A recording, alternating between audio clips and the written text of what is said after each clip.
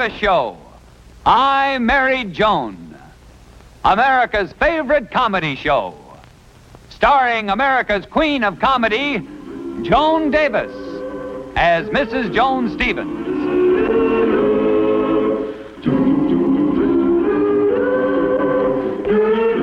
And featuring Jim Backus as Judge Bradley Stevens.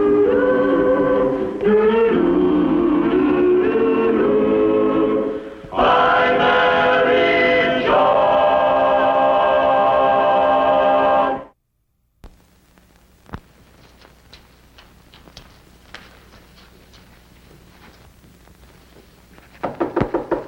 Come in.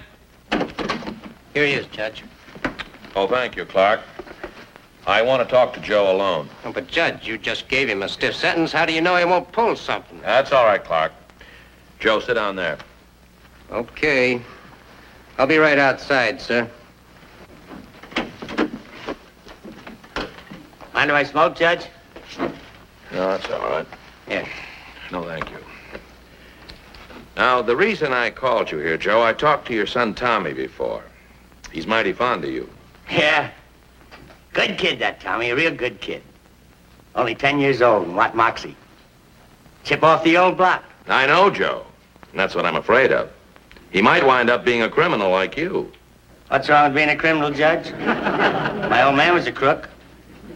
His old man was a crook, and his old man's old man was a crook. Being a crook in our family isn't just a career, it's a tradition. Well, that's one way of looking at it, Joe, but I'm afraid you're wrong. Now, the reason I called you here was to talk about your son. Tommy can take care of himself. He's tough, that kid, I'm telling you. Maybe too tough. Well, anyway, my sister's coming out here from Ohio next week. He can live with her. No, I'm afraid that wouldn't work. The way Tommy is now, I would have to recommend a reform school. Reform school? Judge, my sister ain't like me, honest. Give me a break. He needs an awfully strong hand. Judge, I don't want my kid going to no reform school. Please. I'll tell you what I'll do, Joe. I like Tommy, and, well, if it's all right with my wife, I'll take him home with me to visit for a week until your sister arrives. Then if I see any hope for Tommy, I'll let your sister have custody of him. Thanks, Judge. You take him. And thanks again. Say, I better start getting dinner ready. No, I'm not going to fuss. Today's the day I just take all the odds and ends out of the refrigerator, put them together, and serve it. I call it Hungarian goulash. I know it isn't Hungarian goulash, but how can you prove it? I get by with it with Brad. He never knows what he's eating half the time anyway. The only danger is he might like it too much, ask me to make it again, and I'm dead. Think I'm dead anyway. Goodbye. Well, sweetheart, how are you? Hello there. Oh, I hope you never guess what I'm having for dinner tonight. Joan, there's something I want to discuss with you. Well, what is it, Brad? Well, it's just I don't know how to break it to you. Break it. Why? Well, look, let me put it this way. It seems to me that a nice home like this is, Yes? well, it would be a wonderful environment for a child. A child? Oh, Brad, darling. Yes, it would be wonderful, wouldn't it? I know I'd like coming home tomorrow and finding a kid around the place. Tomorrow? I know on such short notice it'd be tough on you. Oh, it's practically impossible. Joan, what are you talking about? A child. Maybe a little girl. No, it's a boy. You trying to do? Run this whole thing? Why can't you be like any other man and stay in the waiting room and be told? Joan. All right, you have the baby and I'll pass out the cigars. Listen, Joan, a 10-year-old boy is coming to visit us for a week. What? That's what I've been trying to tell you. You know, it's just starting to get a yen for sour pickles.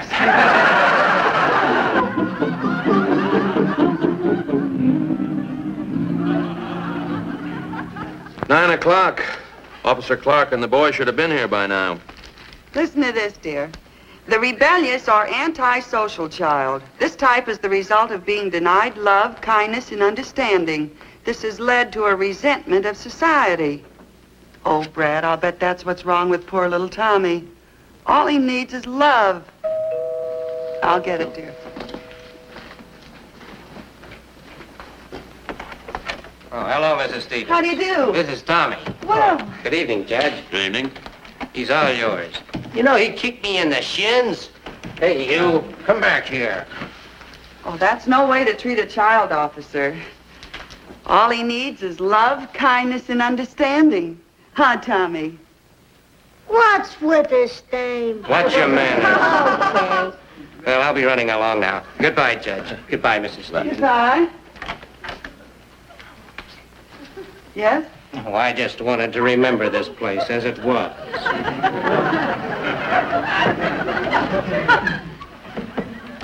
Well, Tommy, remember me? I'm Judge Stevens. Yeah, you're the fink who sent up my old man. The Fink, Brad. What? And I'm Mrs. Stevens, the Fink's wife. The Fink and I, the judge and I are awfully happy to have you here with us. Well, I know we can talk about that tomorrow because it must be way past your bedtime. And you know what I'm going to do? Tell you a bedtime story. So off to Betty Bye we go. Listen, lady, I never hit the sack before 11 o'clock. Oh, but Tommy... Joni, let me handle this. Tommy?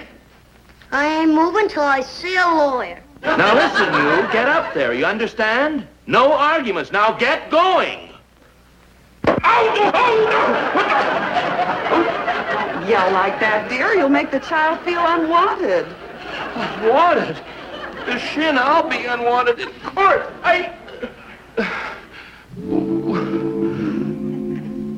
But nobody hits the hay this early. You're squares. Now, don't you worry, Tommy. I'm going to tell you a nice bedtime story about Goldilocks and the Three Bears. I think I'll go out for a smoke. I'll go with you. Okay. Now, once upon a time, there were 3 bears. I don't like them kid stories. Well, what kind of stories do you like? Real stories, like my pop used to tell me. I can just imagine what they were like. All right, Tommy, I'll tell you a real story. Once upon a time, there was a beautiful doll by the name of Goldilocks. And 3 bookies, Manny, Mo, and Sam. Manny was a great big bookie. And Mo was a medium-sized bookie. And Sam was a teensy-weensy bookie. Only took 50-cent bets. Now, Sam wanted to be a great big bookie like Manny. He also had a yen for Manny's girl, Goldilocks. Dames, they always make trouble. Well, one night they're all sitting around in Joe's diner, eating their curds and whey, and in walks great big Manny, and he pulls a rod. All right, you guys.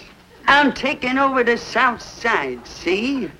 From now on, see? What I say, see, goes, see? Now, if there's anybody that has any objections, let's hear from him now, see?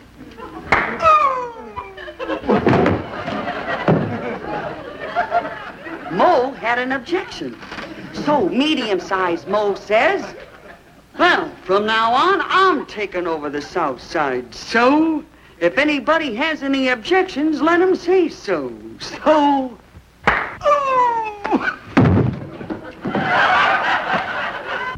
Sam had an objection.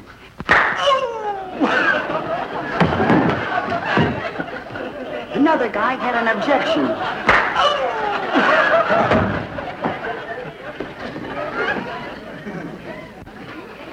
Finally, there was nobody left but Goldilocks.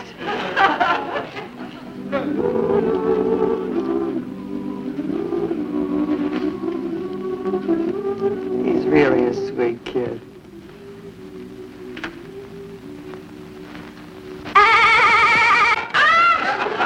Now I'm taking over the South Side. Now, we must play all games fair. All little boys should really have a turn, and then... I know we did this. Okay, men, let's make our getaway.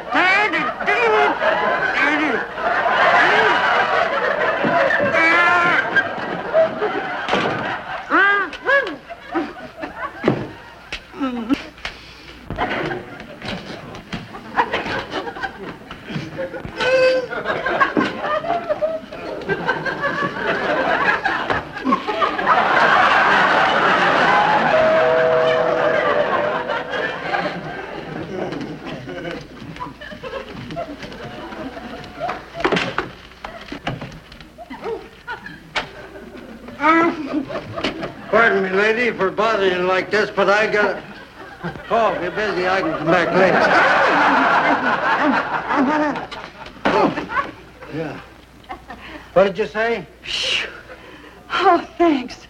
There were 3 boys, and we were playing a game. I thought I saw those kids come out of here. You see, I've got my vegetable truck parked down the street a ways.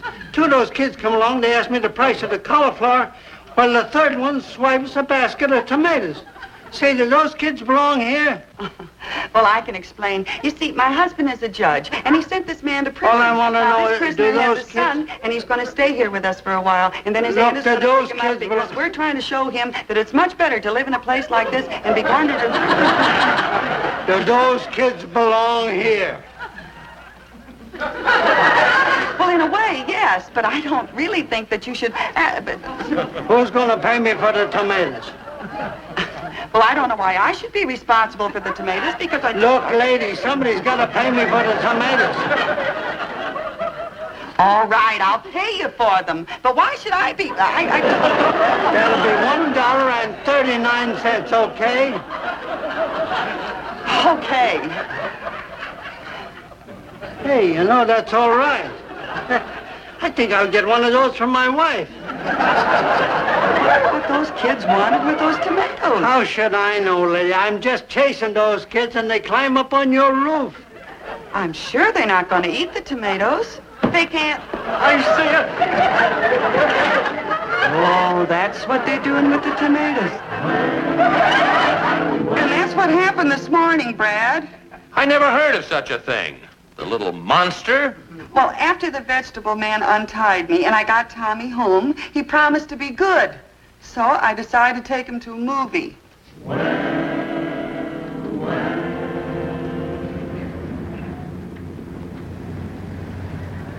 we have to wait here for? Well, the box office isn't open yet, dear. It won't be long. Oh, Mother, look at that big red truck. Oh, yes. It's just like the little one you have at home, isn't it, Bernard? Bernard! There's another truck, dear, but it's not the same color, is it? No, Mother. What color is it, precious? Gray. And what else, sweetheart? Black. My, there are a lot of trucks, aren't there? Mommy, Mommy, my lollipop, my lollipop. It's gone. Now, you just cry. Here, I'll give you the money for the movies, and you can buy the ticket all by yourself. Now, here's a whole $1. Gee. Now, hold it tight. Don't lose it. Oh, Mother, look at that big dog. That's a St. Bernard, Bernard. Why did they name the dog after me? Oh, we didn't name the dog after you. We named you after the dog. I wonder what time the box office is going to open. Mommy, Mommy, my $1, it's gone. All but a nickel's worth. Oh, Tommy! There it is, that lady took it. Now, wait a minute, You Bernard. give me that. Why, you're nothing but a common pickpocket. Me, a pickpocket? Oh, no, lady, you're mistaken. It's my little boy here. What? I never saw this day before in my life. Tommy! Please, lady, my name is Marvin, and I'm on my way to dancing school. I think we better call a policeman. Why, this is the most ridiculous thing that I ever heard of. Call a policeman. Do you know who I am? It so happens that I am the wife of Judge Bradley J. Stevens. Huh. Well, I am so. I'll prove it to you. Here, show you my driver's license. Where is it? There. There's my lollipop. You stole it, too.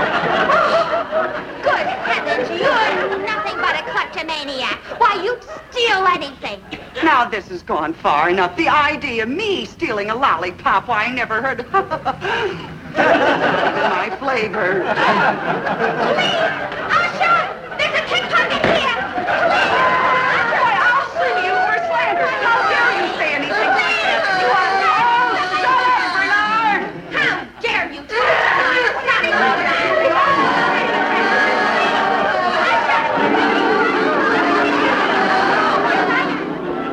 And that's what happened this afternoon, Brad.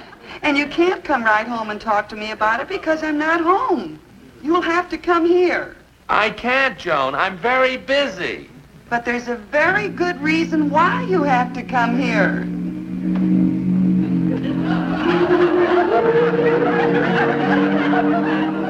Brad, you can't keep Tommy locked in his room all night. He stays there until Clark calls for him in the morning, then off to an institution with him. Brad, I don't think we've given him a fair chance yet. The kid is hopeless. He wants to be tough. He likes to be tough. You just can't reach him. Oh, I can't believe that. Underneath, there's just a little boy. You tried love and kindness. You didn't even make a dent. Maybe we were using the wrong method. Maybe we should fight fire with fire. Huh? Brad, an idea just came into my head. A crazy, wild idea. What other kind would dare venture into it? Brad, darling, I think this can work. But Joni. Now, I'll tell you what I'll do. I'll go up and see Tommy, and then I'll tell him...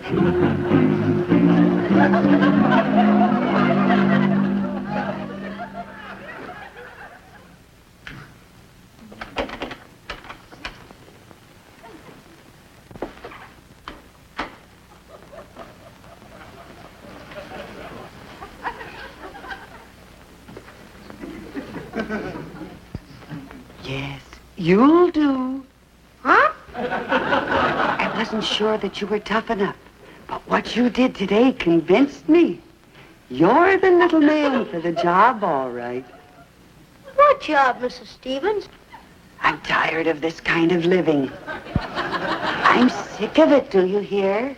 Sick, sick, sick. I like your kind of living. What do you mean? A life of crime. And I've planned the perfect crime. The judge is very wealthy. And he has big, fat insurance policies. Oh, they're fat. Big and fat. And you and I are going to get rid of him. You mean murder the judge? Such a bright boy. Such a bright little boy. And so fat. You want to kill your own husband? I was going to get someone else to do it, but the judge has been so nice to me, I'd rather do it myself. And you're going to help me. Honest, Mrs. Stevens, I don't want to do nothing like that. I never done nothing like that, and my pop never done nothing like that neither. But I thought you were tough. Very tough. And fat. Well, gee, I don't know. What? Are you with me, or are you chicken? Fat. Or chicken fat? Well, good. I knew you'd do it. Tonight's the night. Tonight?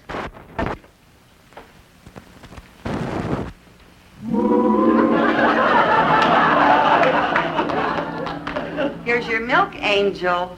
Oh, thank you. Yes, there's nothing like a glass of warm milk before bedtime for a good, long sleep. May run longer than he thinks.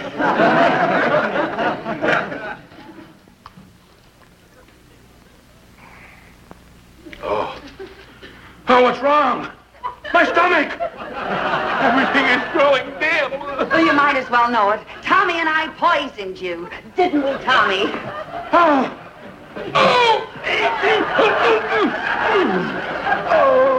Let's figure up the take, Tommy.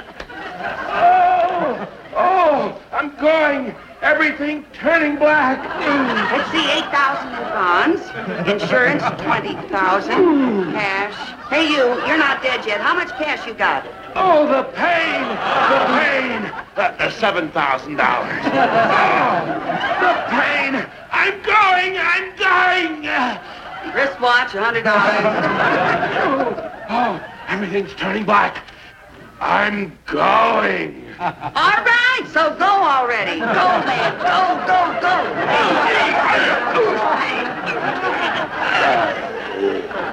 When he goes, that man is really gone.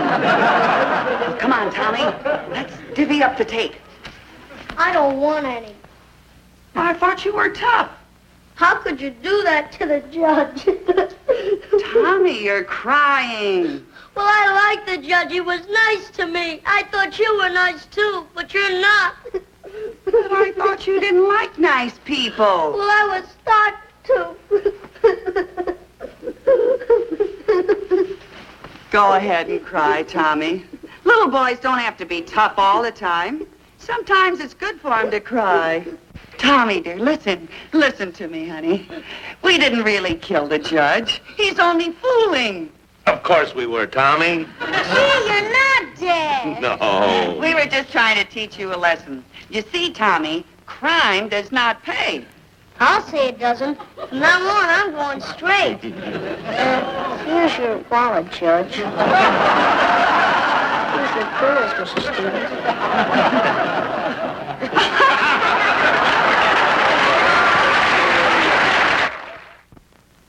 Joni, I've certainly got to hand it to you. You handled Tommy just right. Well, you weren't so bad either. What an actor you are. What a wonderful job of dying. Oh, I always did consider myself quite an actor, Joni. Mask and wig in college. Best Hamlet they ever had. Soliloquy. To be or not to be? That is the question. Alas, poor Yorick. I knew him well. Tomorrow, and tomorrow, and tomorrow creeps on this petty pace. Wait! Is there blood upon this dagger? What to do to take arms against a sea of trouble? Brad. By opposing, end them. A pound of flesh, I say, or shuffle off this mortal coil on me dagger. Brad. Huh? What? You're dying again.